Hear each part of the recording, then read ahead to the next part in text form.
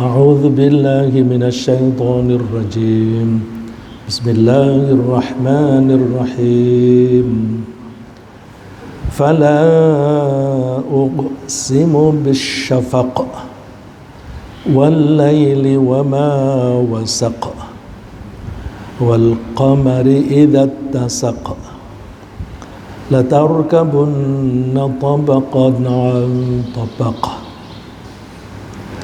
Fala uqsimu, kami bersumpah. Di situ ada kata la, tidak berarti tidak, tapi la di situ la untuk mengukuhkan. Jadi sungguh kami bersumpah. Bisyafaq, demi cahaya merah di waktu maghrib. Asyafaq itu setelah matahari terbenam, itu masih ada semburat sinarnya di barat sana, langitnya menjadi kelihatan warna merah. Lama-lama merah itu menguning dan hilang. Itu bertanda pergantian waktu dari siang hari ke malam hari. Lalu Allah melanjutkan sumpahnya, wal-laili wa ma wasaq, dan demi malam hari dan apa yang menyelubunginya. Kalau di surat Al-Falaq,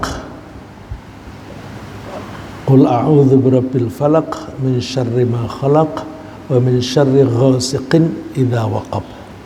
Wa min syarri ghasiqin idza waqab seringkali diartikan dan dari gelapnya malam hari dan ketika menutupi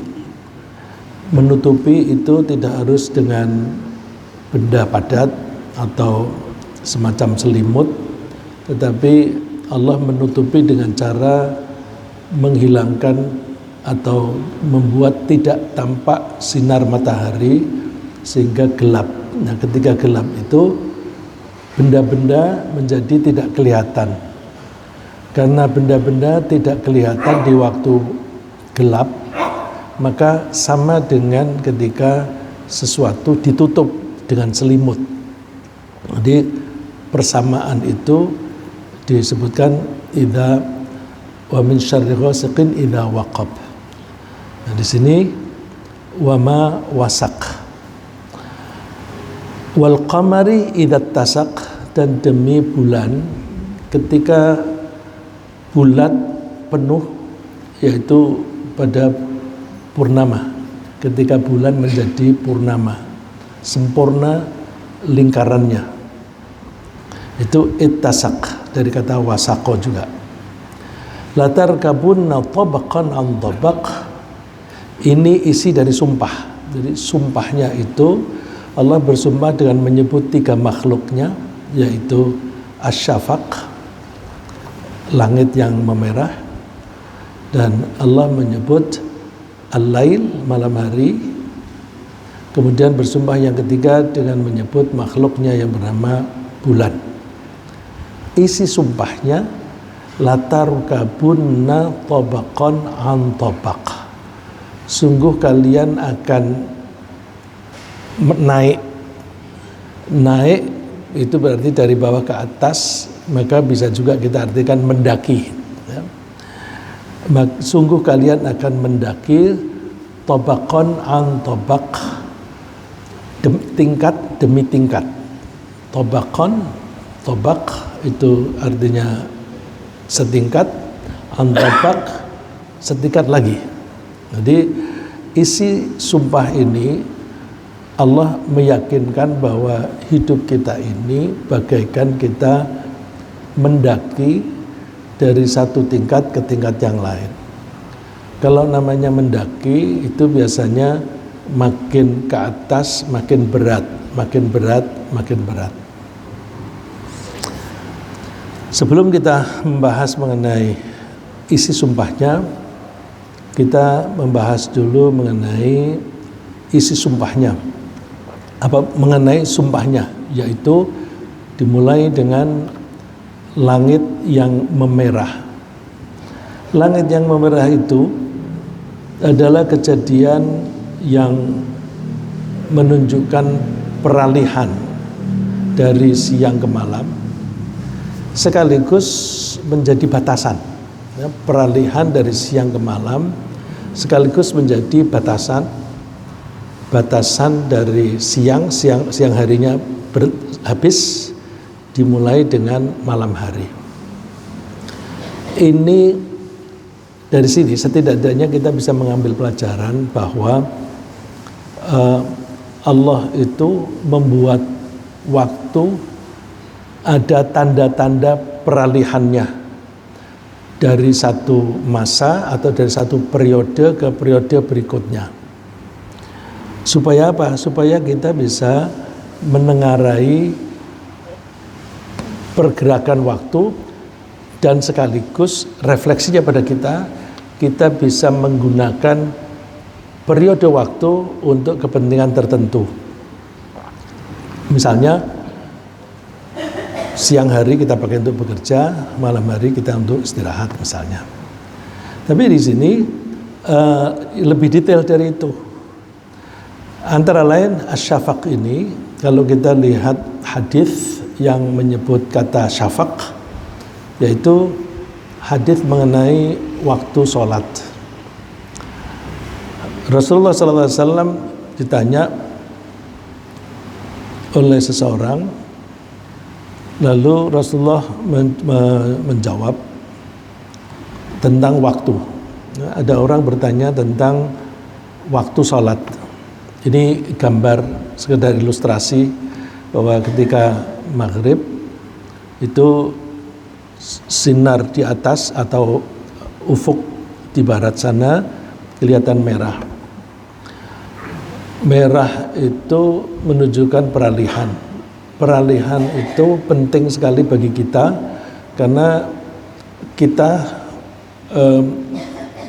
berada di satu keadaan tertentu, pindah ke keadaan yang lain, itu biasanya dibutuhkan waktu peralihan.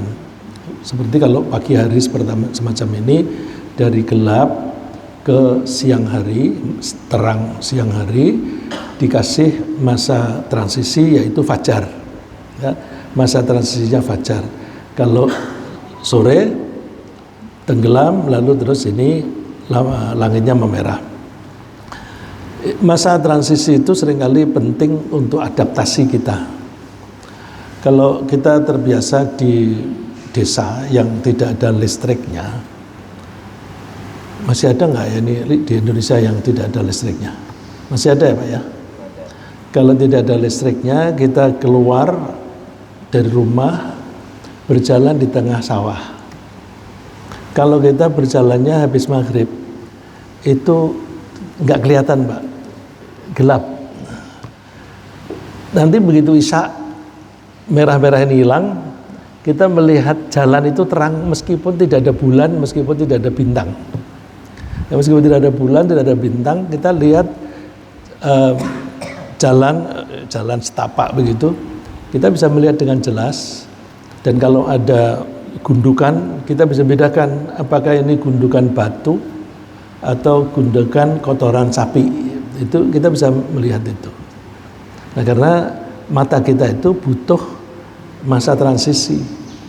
Yang paling gampang kalau anak-anak itu, paling gampang untuk ilustrasi, kalau anak-anak sedang main layang-layang di luar, kan melihat layang-layangnya di atas. Kalau kebetulan arahnya searah dengan matahari, kita silau. Terus anak itu saking asiknya sampai haus tidak dirasakan. Begitu tidak tahan lagi, pulang, lari masuk ke rumah, nabrak meja. Karena apa? Gelap, tidak kelihatan. Jadi mata ini kalau dari terang langsung ke gelap itu susah ya. Nah, ini yang tidak pernah jadi anak-anak yang nakalnya anak-anak semacam itu mungkin tidak tahu tuh. Tapi kalau yang seperti saya ini kan memang biasa nakal main layang-layang begitu terus lari-lari. Nah itu kita selalu butuh masa transisi. Badan kita juga butuh masa transisi. Siang hari itu suhu udara itu cukup tinggi, tapi malam hari itu rendah. Nah itu masa transisinya itu maghrib isya itu, sehingga badan kita ini menjadi nyaman ketika ada masa transisi. Nah, ini sekaligus pertanda waktu. Ketika Rasulullah ditanya tentang waktu sholat, Rasulullah menjawab bahwa sholat subuh itu mulai dari terbitnya matahari sampai mulai dari terbitnya fajar sampai dengan terbitnya matahari. Waktu sholatil fajri malam yatlu' qarnus syams. Waktu subuh itu batasannya sampai dengan terbitnya matahari. Wa waktu sholatil zuhri idza zalatis syamsu an batnis sama ma lam yahdur al-asr. Waktu zuhur itu ketika matahari bergeser, kalau di atas kita persis itu kita suka menyebut waktu istiwa ya. Kalau kita pakai waktu istiwa, waktu matahari di atas persis itu namanya waktu istiwa, biasanya dianggap jam 12 persis ya. Sekarang kita nggak punya waktu istiwa lagi ya. Kalau saya dulu di Kudus, Masjid Menara Kudus itu jadwal sholat nggak pakai WIB, tapi pakai waktu istiwa. Nah waktu istiwa itu dicocokkan setiap hari. Di depan masjid itu ada jarum yang menonjol ke depan, terus di bawahnya ada angka-angka untuk menunjukkan matahari ini berapa derajat ketinggiannya mulai dari terbit sampai dengan tenggelam. Nah itu menentukan zuhur itu mesti jam 12:04. Kenapa jam 12:04? Ketika matahari persis di atas itu jam 12. Waktu zuhur setelah bergesernya berapa menit? 2 menit. Terus ketika menentukan jadwal sholat ditambah 2 menit lagi, namanya waktu ikhtiyat, hati-hati. Waktu ikhtiyat ini kita hati-hati karena jadwal yang kita lihat, entah itu terbitan ke Departemen Agama atau yang lain, itu biasanya waktu tiba ditambah dengan 2 menit. Jadi kalau subuh, ini kalau kita memakai jadwal itu ya, ini kan ada permasalahan apakah jadwal kita subuh itu tepat atau tidak. Kalau kita anggap jadwal itu tepat, misalnya subuh kita itu jam 4:25 ya, anggaplah 35, itu berarti subuhnya 2 menit sebelumnya, jadi jam 4:33. Ini penting kalau kita sedang puasa Ramadan. Kalau kita puasa Ramadan, kita tidak boleh lagi makan ketika adzan subuh, ketika subuh. Padahal subuhnya itu jam 4:23. Kalau kita bilang, belum adzan, adzannya itu kan 2 menit lagi. Jadi ketika adzan itu sudah masuk ke waktu subuh 2 menit. Jadi kalau pedomannya jangan jadwal yang itu. Kalau pedoman itu kita sudah kelewat, ya, karena orang ahli falak. Saya dulu pernah belajar ilmu falak. Sekolah saya itu sekolah kolot, tapi semua pelajaran itu pakai bahasa Arab.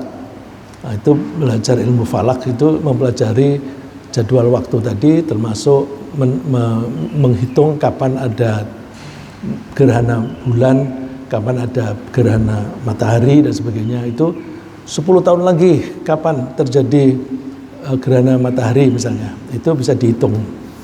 Nah itu ketika membahas mengenai waktu sholat, Itu diajari bahwa kalau menentukan jadwal maka ditambah dengan waktu ihtiyat 2 menit. Ihtiyat itu artinya hati-hati, ya. Waktu hati-hati. Nah itu kalau misalnya orang, wah belum adzan nih, makan lagi atau minum. Kalau itu waktunya sudah tinggal 1 menit, oh udah batal tuh. Ya, tapi kalau dia tidak punya ilmunya, mudah-mudahan Allah mengampuni, ya mudah-mudahan gitu kan. Tapi oleh karena itu kita mesti belajar. Nah, begitu pula kalau misalnya kita misalnya buru-buru mau naik pesawat terbang, panggil boarding. Waduh kurang 2 menit lagi, terus sholat aja nggak apa-apa, ya, karena waktu sebenarnya sudah masuk. Nah ini batasan kalau zuhur itu bergesernya matahari sedikit sampai dengan waktu asar. Nah waktu asar itu malam tasfarral syamsu wa yasqutu qarnuha al-awwal. Artinya asar itu tiba ketika matahari itu bayangannya sama panjang dengan bendanya. Jadi kalau ada matahari terus ada benda setinggi apapun, kalau bayangannya ini sama persis, maka itu waktu asar sampai dengan terbenamnya matahari. Terus waktu salatil maghrib idza ghabatis syamsu malam yasqutis syafaq. Nah di sini dipakai kata asyafaq. Waktu maghrib yaitu ketika matahari itu tenggelam selama dia belum selama langit warna merah itu hilang.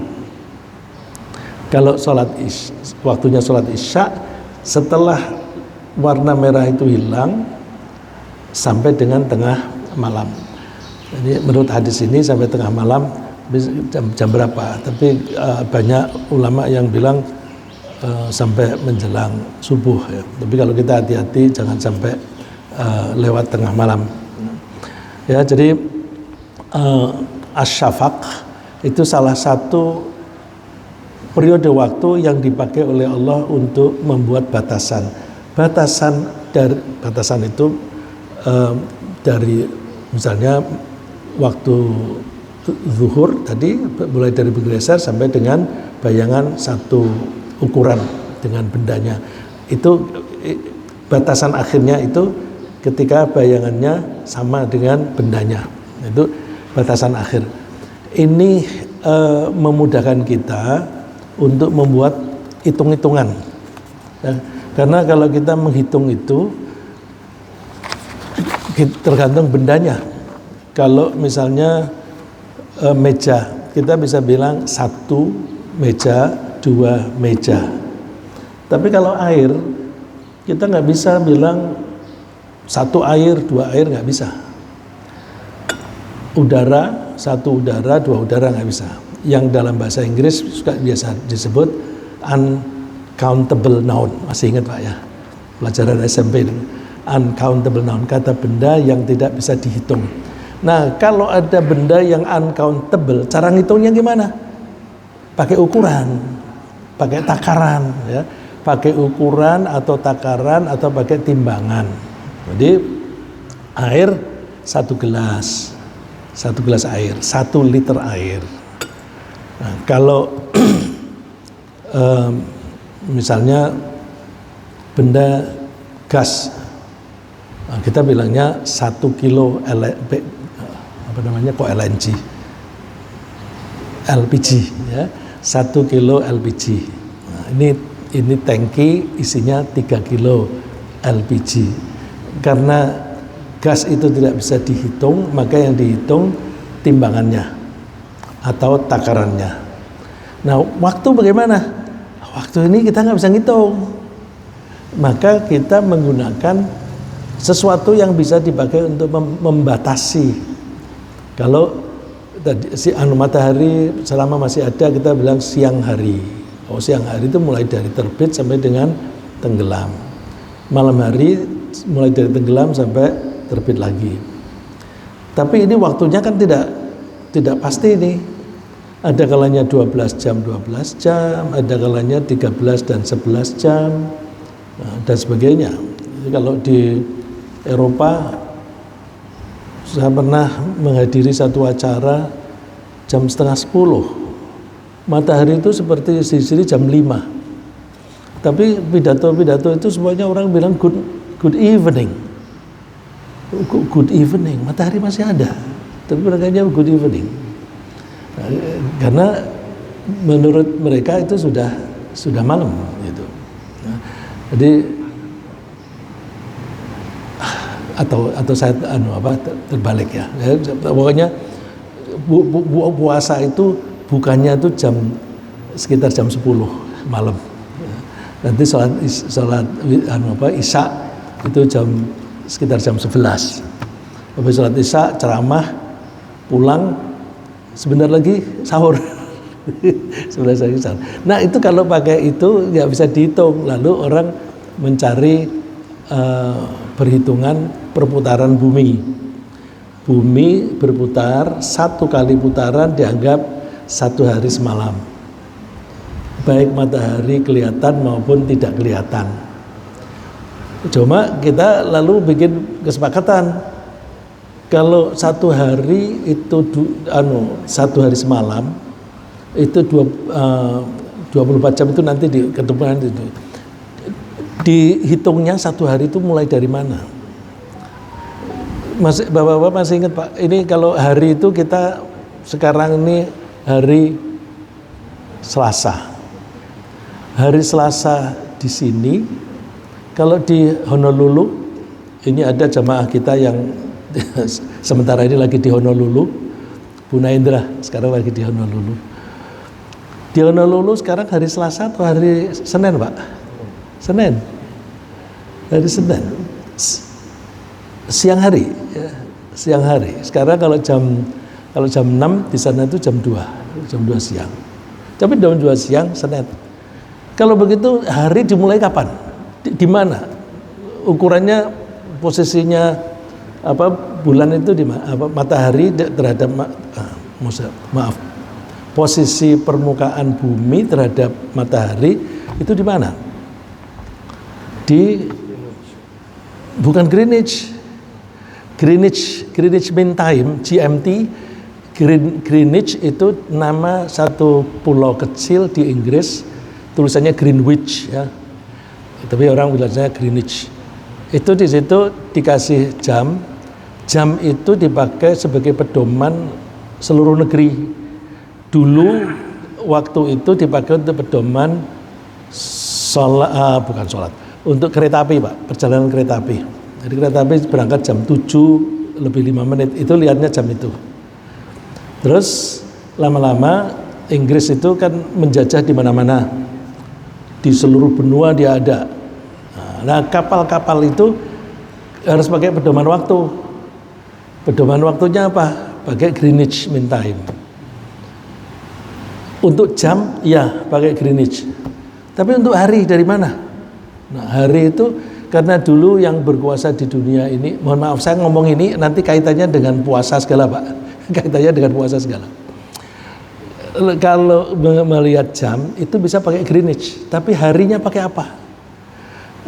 Harinya itu karena Inggris merasa menguasai dunia, maka kalau dia membuat awal hari itu ditarik dari London terus ke bawah, itu banyak negara yang terkena.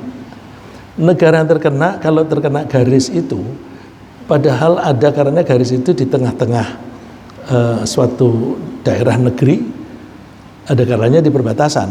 Nah itu bisa mengganggu politik setempat. Maka dibalik, jadi bukan dari Greenwich ke bawah, tapi ditarik ke utara dulu, ke utara, kutub utara, terus ke sana. Ketemunya tengah-tengah Pasifik. Tengah-tengah Pasifik itu hanya ada pulau-pulau kecil. Secara politik nggak berpengaruh lah gitu. Lalu awal dari hari Selasa itu dihitung dari situ, tengah-tengah Pasifik. Nah, Honolulu itu di sebelah sananya. Jadi sekarang mulai dari tengah Pasifik itu baru Selasa. Nah di Honolulu masih Senin. Ini runyamnya ketika hari puasa kita memakai waktunya itu waktu yang itu. Jadi kita menggunakan pedoman waktu. Loh kan di Saudi nanti sore sudah, atau misalnya nanti malam itu sudah tarawih, berarti kita harus sudah tarawih. Nah, kenapa ketika kita mau menentukan waktu puasa kita menggunakan hari yang dibuat oleh Inggris? Jadi mental kita ini mental dijajah. Mental kita itu mental dijajah, maka itu padahal kan kita sudah punya pedoman. Namanya hari itu dimulai dari terbenamnya matahari itu. Dimulai dari terbenamnya matahari. Nah, terbenamnya matahari di Jakarta dan di Jeddah itu beda. Karena beda, maka awal hari di Jakarta dan Jeddah akan beda. Tapi terus kalau kita bilang kan sama-sama Selasanya bedanya hanya 4 hari. Hanya 4 jam. Bedanya hanya 4 jam gitu. Nah, karena itu kita nggak pakai hitungan yang dibuat oleh orang lain yang waktu itu penjajah. Terus karena kita itu mental dijajah, lalu kita menggunakan waktu itu. Kalau pergantian hari itu mulai dari terbenamnya matahari. Maka kalau kita menentukan puasa, ya kita menentukannya tanggalnya itu dihitung ketika matahari tenggelam, bukan dari hari yang menjadi istilahnya orang Inggris zaman dulu gitu. Nah ini kembali ke sini, jadi Allah itu menggunakan pergantian atau pergantian sinar matahari, ya, arahnya dan sebagainya itu untuk membuat batasan yang bisa dipakai sebagai ukuran. Nah kembali kepada hari tadi, nah itu kita menghitung hari dari maghrib, terus nanti satu harinya lagi sampai ketemu maghrib lagi. Nah, kemudian satu hari itu dibagi supaya kita bisa ngitung, dibagi menjadi 24. Terus kita menganggap satu hari satu malam itu 24 jam, supaya kita bisa menghitung waktu. Kamu berapa lama di sini? 2 jam. Nah itu kita bisa bilang 2 jam kalau kita potong-potong. Satu hari satu malam kita potong-potong menjadi 24, satu potongnya itu 1 jam. Nah kalau mau lebih detail lagi dipotong lagi 1 menit, lebih kecil lagi potong lagi 1 detik. Nah, itu jadi Allah membuat pergantian penampilan di udara kita, di langit ini itu dipakai sebagai cara kita menghitung. Agar kalau Allah mengatakan ini tulijul laila fin nahar wa tulijul nahara fil laili wa tukhrijul hayya minal mayyiti wa tukhrijul mayyita minal hayy wa tarzuqu man tasya'u bighairi hisab. Ini hisabnya kaitannya dengan rezeki, tapi ada kaitannya dengan pergantian waktu siang dan malam, ya. Ini Allah memasukkan malam ke siang hari dimasukkan ke malam. Nah, caranya adalah dengan memutar bumi ini. Sekaligus pelajaran bagi kita bahwa bumi berputar itu menunjukkan bahwa semua ciptaan Allah itu dibuat bergerak. Maka kalau kita menjadi bagian dari alam ini, yang normal kita itu setiap saat berusaha bergerak, ya tentu kecuali istirahat. Tapi ketika kita istirahat pun sel-sel kita juga masih bergerak, gitu kan. Jadi memang Allah membuat makhluknya itu selalu bergerak. Maka kalau ada orang yang malas bergerak, karena sekarang bilang mager, itu bertentangan dengan karakter alam ini, ya, bertentangan dengan karakter manusia ini sendiri yang memang seharusnya itu semuanya harus bergerak. Ini contoh penampilan malam hari. Kemudian Allah menggunakan pergantian waktu itu juga sekaligus supaya kita bisa mengetahui kapan kita harus bekerja, kapan kita harus beristirahat. Kebetulan memang kalau siang hari itu ada sinar matahari yang itu merupakan sumber energi, maka kita kalau bekerja di siang hari kita lebih energetik ya, lebih mempunyai tenaga, terus dan juga suhunya cocok. Ketika malam hari suhunya turun, itu cocok untuk istirahat. Wa huwa alladzi ja'ala lakumul laila libasan wan nauma subata wa ja'ala an-nahara nusyura. Dialah Allah yang menciptakan malam hari sebagai pakaian. Pakaian itu artinya kan sesuatu yang menutup. Jadi malam hari disamakan dengan pakaian karena sama-sama dalam hal menutup. Ini namanya kias atau kinayah. Ya, dalam kinayah itu ada perumpamaan dua benda disamakan karena ada unsur yang sama.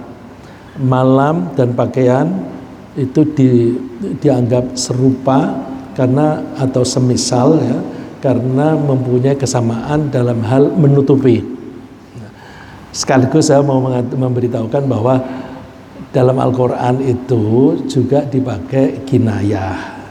Kiasan-kiasan itu ada. Jadi kalau ada orang bilang di Quran nggak ada yang diartikan secara kias, ada banyak gitu kan, banyak.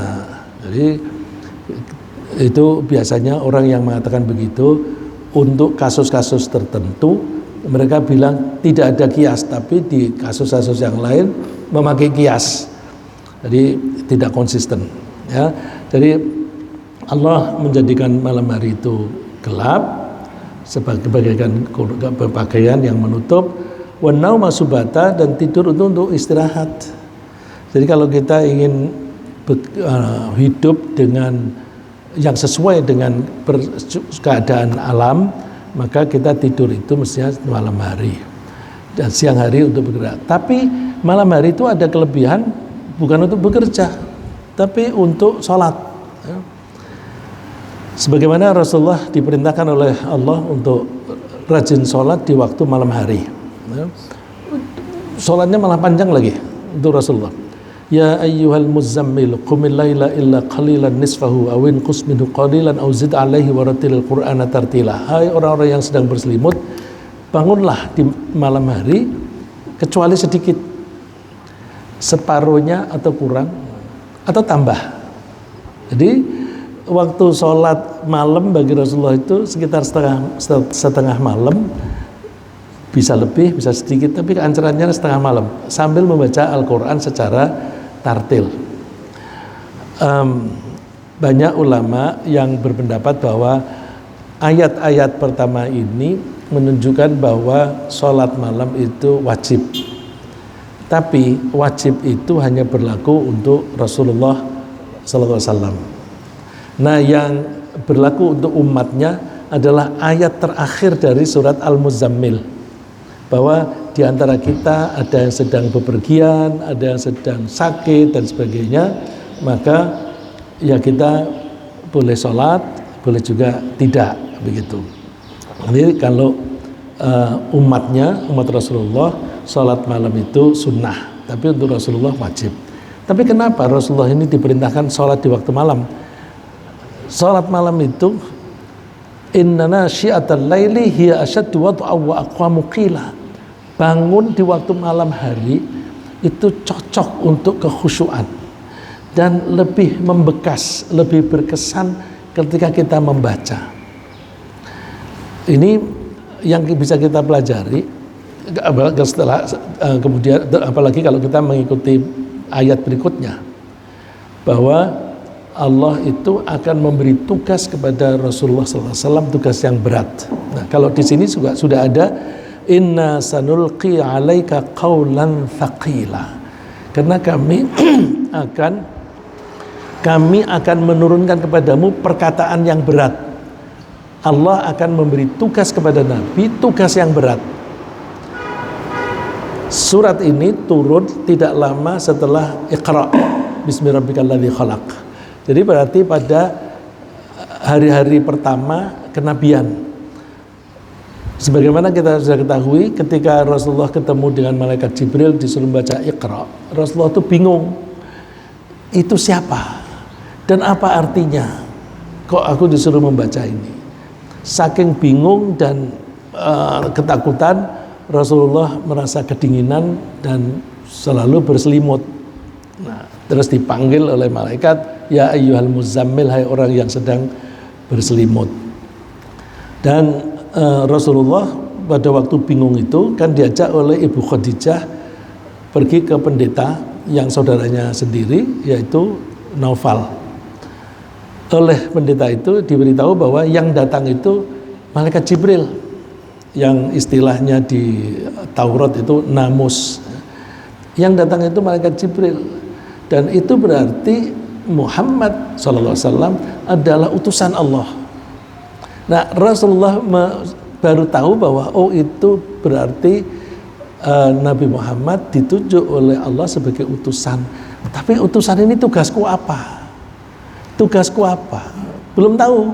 Aku utusan Allah, tugasku apa? Nah, sebelum melaksanakan tugas disuruh sholat malam dulu. Sholat malam. Jadi artinya kalau kita rajin sholat malam dan rajin baca Al-Quran, itu Allah akan mengokohkan mental kita. Kita akan mempunyai mentalitas yang kokoh, yang tangguh, karena tugas Rasulullah itu berat, akan banyak ditentang oleh umatnya. Nah, kalau kita pelajari lagi, kenapa malam hari itu bagus dan itu bisa khusyuk? Ada yang mempelajari bahwa pikiran kita atau otak kita itu ada gelombangnya. Ketika gelombangnya itu rendah, itu disebut alfa, terus beta, dan seterusnya. Nah, kita itu akan lebih mudah berpikir yang baik ketika gelombang pikiran kita itu di alfa atau beta, ya, alfa atau beta. Kalau kita itu sholat, kemudian kita khusyuk, maka gelombang di otak kita itu turun. Nah, ketika turun, maka di situ saat yang bagus untuk kita berpikir. Jadi kalau misalnya habis sholat selesai, kita merenung, maka suka-suka kita mendapatkan inspirasi. Gelombang alfa itu bisa kita dapatkan juga ketika kita bangun tidur. Kita bangun tidur, terus kita memikirkan sesuatu. Itu seringkali kita dapat ilham. Ya, seringkali kita dapat ilham. Jadi kalau bangun tidur malam hari, itu kesempatan yang bagus untuk berpikir. Ini tidak hanya untuk orang Islam saja. Itu ada orang yang seorang inventor, ya, orang yang banyak menemukan yang menemukan listrik itu siapa itu? Dia kalau memikirkan sesuatu, dia caranya tiduran sambil duduk, terus kakinya menginjek kaleng. Nanti kalau dia ngantuk, dia akan terjerugup, kalengnya jatuh, kelontang begitu. Nah, terus ketika itu dia berpikir, dia mendapatkan inspirasi itu saat itu. Nah, coba kita lakukan seperti itu. Dulu saya sering mempraktekkannya dulu. Jadi kalau saya itu ingin membahas sesuatu, saya baca buku. Saya baca buku itu macam-macam. Ya, ada tafsir, ada hadis, ada juga ilmu-ilmu macam-macam, ilmu jiwa, ilmu fisika, kadang-kadang saya baca. Terus kadang-kadang muncul pertanyaan. Terus ini bagaimana nih? Ini bagaimana? Pertanyaannya banyak. Terus ketika tidur, bangun misalnya, entah bangunnya karena mau pipis atau apa, tapi biasanya bangun yang bukan karena pipis. Begitu bangun jam 2, nanti dapat jawaban. Itu jawabannya. Nah, saya waktu itu kebiasaan saya begitu mendapatkan inspirasi itu langsung saya tulis Karena kalau nggak saya tulis nanti tidur lagi lupa itu. Langsung saya tulis, itu kan ayatnya ini. Itu kan ayatnya ini. Sehingga dulu tuh buku-buku saya itu seringkali di pinggirnya itu catatannya ayat Quran, ayat Quran, ayat Quran. Termasuk buku-buku ilmu jiwa yang saya baca, itu di pinggir-pinggirnya itu saya tulis ayat-ayat Al-Quran. Itu biasanya saya ketemunya pada saat seperti itu. Ya, jadi sholat malam itu banyak sekali manfaatnya, termasuk manfaat yang sifatnya keduniaan atau keilmuan. Terus pergantian waktu itu sekaligus dipakai oleh Allah untuk membuat perhitungan seperti yang kita bahas tadi. Cuma ini ayatnya, "Walladzi ja'ala asy-syamsa dhiya'an wal qamara nuran wa qaddarahu manazila lita'lamu 'adada as-sinina wal hisab." Allah menciptakan matahari dan bulan. Matahari itu mempunyai cahaya yang sumbernya dari dia sendiri, sedangkan qamar, bulan itu nur. Nur itu pantulan, ya, cahaya yang pantulan. Terus ditentukan tempat-tempat edarnya supaya kalian mengetahui hitungan tahun dan hitungan waktu. Nah, jadi pergantian-pergantian yang ditandai dengan bergesernya bulan, matahari, dan bumi itu untuk kita bisa menghitung waktu. Menghitung waktu itu penting, karena kalau kita tidak menghitung waktu, kita lalu hidup ini santai-santai, tahu-tahu mati. Tapi kalau kita bisa menghitung waktu, kita menyadari bahwa Allah ini menciptakan kita ini kan tidak sia-sia. Ya. Apakah kalian mengira bahwa hidupmu itu, kami menciptakan kalian itu abatan? Abatan itu sia-sia, nggak ada tujuannya. Kalian nanti akan diminta pertanggungjawaban. Nah, jadi perhitungan waktu itu penting supaya kita mengetahui umur kita ini kita manfaatkan untuk apa. Jangan sampai kita itu lengah, terus tahu-tahu sore, ya, begitu, atau tahu-tahu sudah pagi. Nah itu supaya kita menyadari itu. Kalau nggak ada pergantian itu, kita anggap waktu itu sama aja. Lalu kita tidak berbuat apa-apa. Ya. Jadi pergantian waktu itu penting sekali agar kita bisa membuat perhitungan. Nah ini semacam bulan purnama. Ini kalau Rasulullah mengingatkan kita supaya kita itu juga bisa menengarai waktu bulan purnama. Rasulullah menganjurkan kita untuk puasa 3 hari, ya, 3 hari menjelang purnamanya bulan. Terus, nah ini isi sumpahnya tadi kan, latar kabunna tabaqan an tabaq. Kita itu hidup ini melalui tahapan-tahapan. Tahapan kita sekarang ini hidup di dunia. Dulu mulai dari janin, ya, sperma, janin, kemudian bayi, terus anak-anak, sampai dengan sekarang. Kita berkembang makin maju, tapi suatu saat nanti akan mengalami kemunduran dan akan meninggal dunia. Tsumma innakum ba'da dzalika lamayitun. Apa yang kita alami ini adalah satu tahapan dari kehidupan yang nanti akan diikuti lagi dengan kematian. Tsumma innakum ba'da dzalika lamayitun. Kalian itu nanti akan mati. Nah, ketika mati, kita akan berada di alam barzakh. Nanti kita akan menghadapi kesulitan-kesulitan di sana. Tsumma innakum yaumal qiyamati tub'atsun. Kemudian di hari kiamat kalian itu akan dibangunkan, akan diminta pertanggungjawaban, dan kita mengalami tahapan-tahapan kehidupan lagi. Cuma kita disuruh milih tahapan kehidupan yang di akhirat nanti kita bahagia, nyaman, atau sengsara. Kita disuruh milih. Jadi dengan ayat-ayat ini Allah mengingatkan kita bahwa kita ini hidup melalui tahapan-tahapan dari yang ringan menjadi yang berat. Terus suatu saat kita juga akan menghadapi saat-saat yang berat. Nah ini supaya kita memanfaatkan waktu hidup kita ini dengan sebaik-baiknya, ya. Saya kira pesannya itu adalah supaya kita memanfaatkan umur kita ini dengan sebaik-baiknya, karena umur kita disertai dengan kesehatan dan rizki dan kekuatan sekaligus juga kecerdasan itu diberikan oleh Allah kepada kita sebagai bekal untuk mencari kebahagiaan hidup di akhirat. Kalau kita tidak memanfaatkannya dengan baik, maka kita akan merugi. Dan dengan pergantian waktu ini, kita juga bisa mengetahui deadline. Deadline itu batasan akhir ya. Kalau bahasa Inggrisnya itu letternya sih dead itu mati, line batas ya. Batas akhir dari kehidupan kita. Dengan kita bisa menghitung tahun, maka kita bisa memperkirakan saya ini makin hari makin mendekati kematian, maka saya jangan sampai mati tapi tidak mengalami kehidupan yang nyaman di akhirat nanti.